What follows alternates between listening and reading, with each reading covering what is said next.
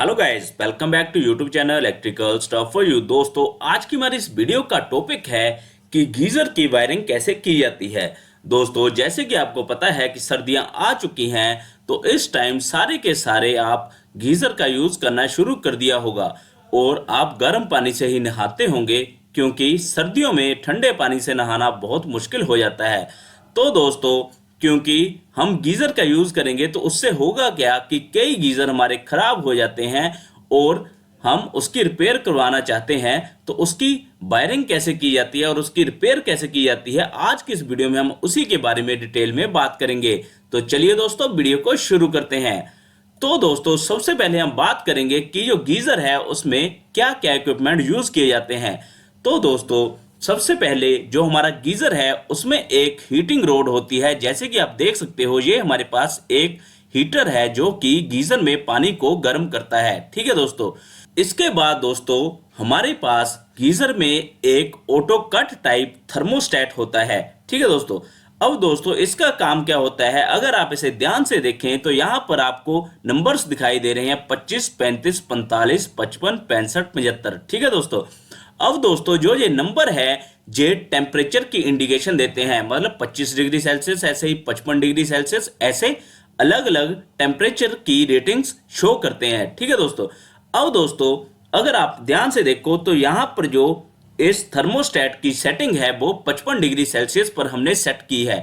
इसे हम मैन्युअली भी चेंज कर सकते हैं, बट मोस्टली केसेस में, मोस्टली गीजर्स में जो ये वैल्यू है जो 55 से 60 डिग्री सेल्सियस पर ही रखी जाती है, क्योंकि 55 से 60 डिग्री एक नॉर्मल टेम्परेचर है जिससे हम इजीली अच्छे से नहा सकते हैं। ठीक है दोस्तों, अब दोस्तों जो ये ऑटो कट टाइप थर्मोस्टेट होता है, इसका काम ये होता है कि ये सेंस करेगा वाटर के टेम्परेचर को। ठीक है, कि जो हम पानी गर्म कर रहे हैं उसका टेम्परेचर ये सेंस करेगा। तो जब हमारा पानी का टेम्परेचर 55 डिग्री सेल्सियस हो जाएगा तो उस कंडीशन में ये जो हमारा थर्मोस्टेट है ये ट्रिप कर जाएगा और हमारे हीटर को बंद कर देगा। ठीक है, अब दोस्तों इसके अलावा हमारे पास एक और थर्मोस्टेट आता है जिसे हम मैनुअल टाइप थर्मोस्टेट कहते हैं। ठीक है दोस्तों, अब दोस्तों जो ये हमारा थर्मोस्टेट था ये ऑटो कट था, बट जो ये हमारा थर्मोस्टेट है ये मैनुअल रीसेट टाइप है। ठीक है, ये जो कट करेगा ये भी ऑटो में ही करेगा, बट जब हमें इसे रीसेट करना है तो हमें इसे मैन्युअली ऑपरेट करना पड़ता है। ठीक है दोस्तों, दूसरी बात दोस्तों इसमें क्या है कि जैसे इस वाले थर्मोस्टेट में आप टेम्परेचर को चेंज कर सकते थे, बट इस वाले थर्मोस्टेट में ऐसा नहीं है, आप इसका टेम्परेचर चेंज नहीं कर सकते। ये दोस्तों अगर आप ध्यान से पढ़ो तो ये 90 डिग्री पर पहले से ही सेट है। ठीक है, अब दोस्तों इसका काम क्या होता है कि मान लीजिए अगर आपका ये वाला जो थर्मोस्टेट है ये काम करना बंद कर जाए या फिर इसमें कोई खराबी आ जाए, तो होगा क्या कि जो हमारा ये हीटर है ये कभी भी ऑफ नहीं होगा, क्योंकि ये वाला थर्मोस्टेट हमारा खराब हो चुका है, ये कभी भी ट्रिप नहीं कर रहा है, जिसके कारण हमारा हीटर चलता जा रहा है और हमारा पानी का टेम्परेचर बढ़ता जाएगा। ठीक है, अब अगर 55 डिग्री सेल्सियस से ज्यादा भी हमारा टेम्परेचर पानी का हो जाएगा तो ये हमारा थर्मोस्टेट बंद नहीं होगा, तो जिसके कारण हमारा पानी बहुत ज्यादा गर्म हो जाएगा। तो उस केस में क्या होता है कि जो हमारा ये वाला थर्मोस्टेट है ये सेंस करेगा पानी के टेम्परेचर को।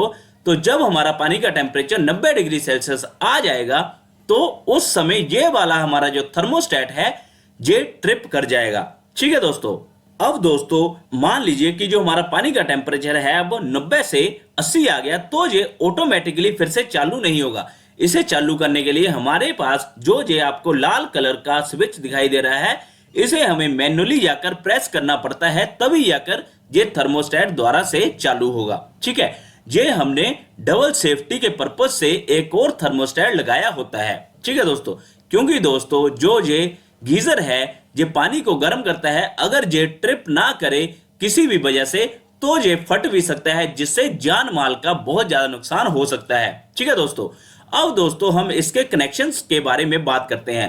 दोस्तों गीजर में केवल इन 3 इक्विपमेंट का ही यूज किया जाता है जो कि मेनली यूज में आते हैं। इसके अलावा दोस्तों आपने गीजर में इंडिकेशन लैंप जरूर देखे होंगे। तो ये हमारे पास एक इंडिकेशन लैंप आ गया जो कि रेड कलर का होता है। इसके साथ ही एक और इंडिकेशन लैंप होता है जो कि ग्रीन कलर का होता है। ठीक है दोस्तों, अब दोस्तों आपको पता है गीजर को चलाने के लिए हमें न्यूट्रल और फेस की सप्लाई चाहिए होती है। तो यहाँ पर हम एक न्यूट्रल की सप्लाई लेंगे और इसके अलावा दोस्तों हमें फेस की सप्लाई चाहिए। ठीक है दोस्तों। अब दोस्तों गीजर के साथ हम पानी को गर्म करते हैं तो इसकी सेफ्टी हमें बहुत ज्यादा जरूरी है, तो उसके लिए हम अर्थ की सप्लाई का भी यूज करेंगे। ठीक है। अब हम क्या करते हैं, पहले फेस की सप्लाई को कनेक्ट करते हैं। तो दोस्तों हम क्या करेंगे, यहां से एक वायर को लूप करेंगे और जो हमारा पहले वाला थर्मोस्टेट है इसके इनकमिंग एंड पर इसे कनेक्ट कर देंगे। ठीक है। तो आप देख सकते हो यहां से हमने एक वायर को लूप किया और यहां पर कनेक्ट कर दिया, और इसके आउटगोइंग टर्मिनल से जो वायर आएगी वहां से हम इस वाले दूसरे वाले ऑटो का टाइप जो हमारा थर्मोस्टेट है यहां पर कनेक्ट कर देंगे। ठीक है। तो आप देख सकते हो यहां से एक वायर लूप करके हमने यहां पर कनेक्ट कर दी और इसके आउटगोइंग से एक वायर हम हीटर के टर्मिनल पर कनेक्ट कर देंगे। तो दोस्तों अगर आपने ध्यान से देखा होगा कि जो हमारे दोनों थर्मोस्टेट है और इसके अलावा जो हमारा हीटर है जो आपस में सीरीज में कनेक्ट है। ठीक है। मतलब जो इसकी वायरिंग है वो बहुत ही सिंपल है, इसे हम सिंपल सीरीज में कनेक्ट करते हैं। अब दोस्तों इसके अलावा जो न्यूट्रल की सप्लाई है वो सीधे हम जो हीटर का दूसरा टर्मिनल है उससे कनेक्ट कर देंगे। ठीक है। तो यहां से हमने एक वायर को लूप किया और सिंपल हीटर के दूसरे टर्मिनल से न्यूट्रल की वायर को कनेक्ट कर दिया। ठीक है दोस्तों बात आती है कि जो ये इंडिकेशन लैंप है इसके कनेक्शन कैसे करेंगे। तो दोस्तों जो हमारा रेड वाला इंडिकेशन लैंप है उसको हम जो हमारा पहले वाला थर्मोस्टेट है जो कि मैन्युअली रीसेट टाइप है वहां के आउटगोइंग टर्मिनल से एक फेस की वायर को लूप करेंगे और इस इंडिकेशन लैंप से कनेक्ट कर देंगे। तो दोस्तों आप देख सकते हो अब हमने यहां से एक वायर को लूप किया और इस इंडिकेशन लैंप से कनेक्ट कर दिया। ठीक है दोस्तों। अब ऐसे ही जो हमारा ग्रीन कलर का इंडिकेशन लैंप है उसको हम क्या करेंगे, जो हमारा दूसरे नंबर का थर्मोस्टेट है इसके आउटगोइंग टर्मिनल से एक वायर को लूप करेंगे और फेस की सप्लाई से कनेक्ट कर देंगे इस इंडिकेशन लैंप को। ठीक है दोस्तों। तो हमने यहां से एक वायर को लूप किया और इस इंडिकेशन लैंप को फेस की सप्लाई से कनेक्ट कर दिया। अब इसको न्यूट्रल की सप्लाई हम सीधे जो हमारी न्यूट्रल की वायर है यहां से एक एक वायर को लूप करके दोनों इंडिकेशन लैंप को न्यूट्रल की सप्लाई से कनेक्ट कर देंगे। तो आप देख सकते हो यहां पर हमने दोनों के दोनों इंडिकेशन लैंप को न्यूट्रल की सप्लाई से कनेक्ट कर दिया है। अब दोस्तों अगर आपने ध्यान दिया हो तो हमारे कनेक्शन कंप्लीट हो गए हैं। हमने सारे के सारे इक्विपमेंट्स को फेस की सप्लाई भी दे दी है और न्यूट्रल की सप्लाई भी दे दी है। अब बात आती है कि जो हमारा अर्थ का टर्मिनल है उसे हम कहां कनेक्ट करेंगे। तो दोस्तों जो हमारा गीजर है उसकी बॉडी के साथ हम अर्थ की सप्लाई को कनेक्ट कर देंगे। तो यहां से हम एक वायर को लूप करेंगे और गीजर की बॉडी को अर्थ कर देते हैं। ठीक है। क्योंकि यहां पर हमने पानी से काम करना होता है जिससे करंट का खतरा बहुत ज्यादा बढ़ जाता है। तो दोस्तों अब हमारे सारे के सारे कनेक्शन कंप्लीट हो चुके हैं। इस प्रकार से गीजर के कनेक्शन किए जाते हैं। ठीक है दोस्तों। अब दोस्तों हम पावर सप्लाई को ऑन करते हैं। दोस्तों जैसे हम पावर सप्लाई को ऑन करेंगे तो आप देख सकते हो हमारा करंट फ्लो करने लग पड़ा है। तो जैसे हमारे दोनों के दोनों अभी थर्मोस्टेट काम कर रहे हैं तो करंट फ्लो कर रहा है इस डायरेक्शन में और हमारा हीटर ऑन हो चुका है। अब क्योंकि जो करंट है वो इंडिकेशन लैंप से भी फ्लो कर रहा है तो हमारे इंडिकेशन लैंप भी ऑन हो चुके हैं। तो इस टाइम जो हमारा हीटर है ये काम कर रहा है और ये पानी को गर्म कर रहा है। अब दोस्तों मान लीजिए कि हीटर ने हमारा पानी को गर्म कर दिया है और जो हमारा पानी का टेम्परेचर है वो 55 डिग्री सेल्सियस हो चुका है। तो हमारा जो ऑटो कट टाइप थर्मोस्टेट है ये पानी के टेम्परेचर को सेंस करेगा और ये ट्रिप कर जाएगा। ठीक है। अब जैसे ये ट्रिप करेगा तो ये थर्मोस्टेट जो यहाँ की सप्लाई है यहाँ नहीं आने देगा, जिसके कारण जो हमारा हीटर है वो ऑफ हो जाएगा। ये पानी गर्म करना बंद कर देगा और उसके साथ ही साथ ये जो हमारा इंडिकेशन लैंप है ग्रीन कलर का ये भी ऑफ हो जाएगा। ठीक है। मान लीजिए कि जो हमारा पानी का टेम्परेचर है वो 55 से 50 डिग्री सेल्सियस आ गया तो फिर से हमारा जो ये थर्मोस्टेट है ये पानी के टेम्परेचर को सेंस करेगा और ये फिर से ऑन हो जाएगा। अब ऑन होने से क्या होगा, फिर से जो हमारा करंट है वो हीटर में से फ्लो करना शुरू होगा और हमारा हीटर ऑन हो जाएगा और ये पानी को दोबारा से गर्म करना शुरू कर देगा और साथ ही साथ जो हमारा ग्रीन कलर का इंडिकेशन लैंप है ये भी ऑन हो जाएगा। ठीक है। आप देख सकते हो। तो दोस्तों मान लीजिए कि हमारे पास ऐसी कंडीशन आती है कि जो हमारा ये थर्मोस्टेट है ये खराब हो गया, ये ऑफ नहीं हो रहा, मतलब ट्रिप नहीं हो रहा। अब ऐसी कंडीशन में जो हमारा हीटर है ये पानी को गर्म करता रहेगा क्योंकि इसे पावर सप्लाई मिलती रहेगी तो ये कभी भी ट्रिप नहीं करेगा। ठीक है। तो ऐसी कंडीशन में पानी का टेम्परेचर बहुत ज्यादा बढ़ जाएगा, जिससे कोई भी खतरा हो सकता है।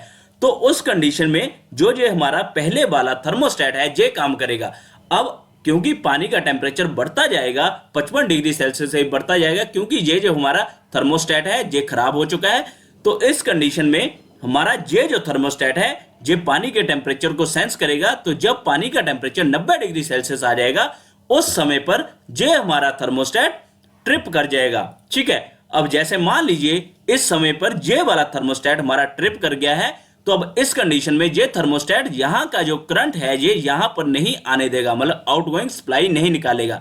तो ऐसी कंडीशन में हमारा जो हीटर है ये भी ट्रिप कर जाएगा और ये पानी को गर्म करना बंद कर देगा। और साथ ही साथ दोनों इंडिकेशन लैंप को भी पावर सप्लाई नहीं मिल रही, तो ये दोनों के दोनों इंडिकेशन लैंप भी ऑफ हो जाएंगे। ठीक है दोस्तों, अब दोस्तों मान लीजिए कि आपका टेम्परेचर 90 से 80 डिग्री सेल्सियस आ गया पानी का, बट उस कंडीशन में ये वाला जो हमारा थर्मोस्टेट है ये ऑन नहीं होगा, क्योंकि ये ऑटोमेटिकली ऑपरेट नहीं होता है।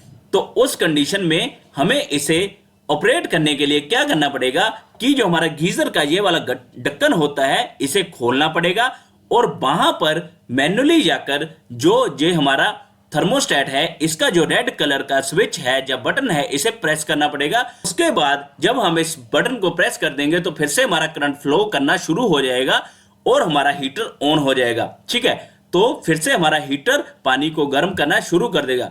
बट दोस्तों जब हमारा ये वाला manual reset type thermostat on हो, तो उस समय हमें ये बात समझ जानी चाहिए कि जो हमारा ऑटो कट टाइप थर्मोस्टेट है ये खराब हो गया है, हमें इसे रिपेयर जरूर कराना चाहिए। क्योंकि मान लीजिए अब हमारे पास सेफ्टी सिर्फ एक ही थर्मोस्टेट की है, अगर ये भी खराब हो जाए तो उस केस में हमारा जो गीजर है वो फट सकता है, क्योंकि जो हमारा हीटर है वो कभी भी ऑफ नहीं होगा, वो पानी को गर्म करता रहेगा, जिसके कारण अंदर बहुत ज्यादा प्रेशर बन जाएगा। वैसे तो यहाँ पर प्रेशर रिलीफ बाल्ब भी लगे होते हैं, बट फिर भी हमें सेफ्टी पर्पज से इस गीजर के थर्मोस्टेट को पहले ही ठीक करवा लेना चाहिए। तो दोस्तों इस प्रकार से गीजर की वर्किंग होती है और उसकी वायरिंग होती है, और उसमें कैसे कोई चीज खराब हो या ठीक हो उसके बारे में हमें पता लगाया जा सकता है।